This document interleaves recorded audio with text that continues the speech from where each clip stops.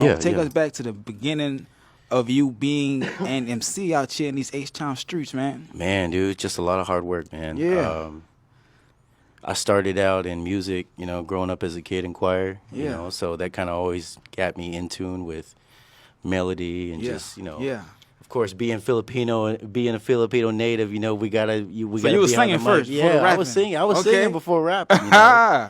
But my fourth grade English teacher told me, because we were doing poetry when Okay. she was like, man, you're a poet, you don't even know it, Yeah. so that kind of like put me in. Okay, so I could sing. I'll say I'm not the best singer, Right. but I have my own style. Right. You know what I'm Right. saying? And I Right. grew Right. up being a singer. I joined a couple of cover bands. Local area.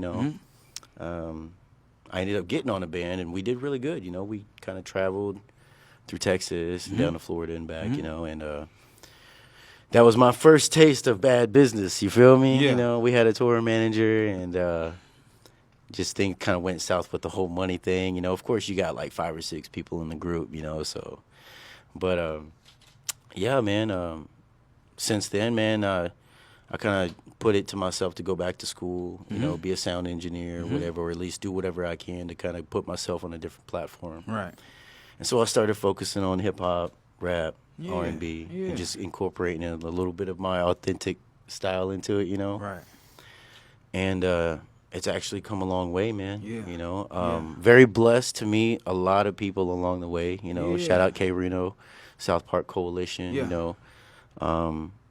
My first concert show was with Murder One. Okay. It was his birthday bash. I got invited to go open up with an artist friend of mine.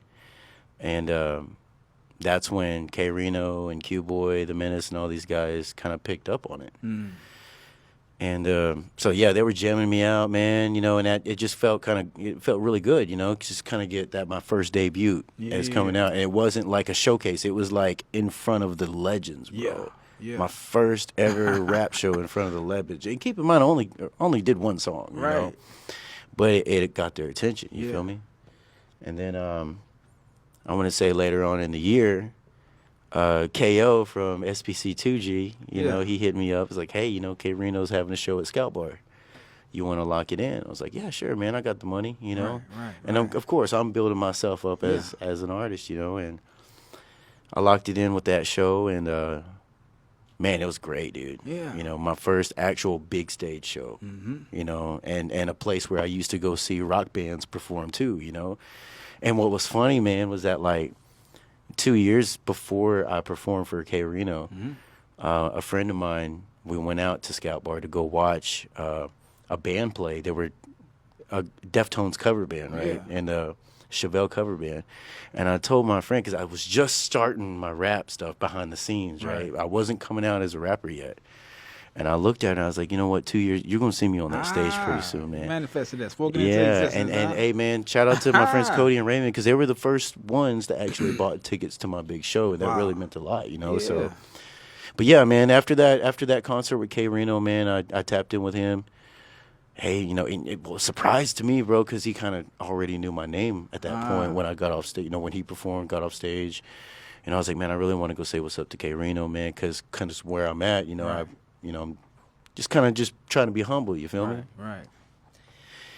And when he already knew me by the name, I was like, oh, shit, all right, So he was like, go Yeah. talk to Q Boy, So Yeah, I ended yeah. up linking up with Q Boy, and, they got me on Shot 'em Mob, and for a lot of people that don't know, man, Shot 'em Mob was like created right after South Park Coalition in '87, SPC was created in '85, with K Reno in the group, And so a lot of history behind it, man, and it's because it's almost like I just came out doing my own thing, Right. and I was just blessed to be in the right spot to do Right. where I wanted Right. to do, Right. Right. and because I'm so involved in my craft, like just hands-on with it, you feel me? Like I try to make it to where people could feel me, Right. And Right.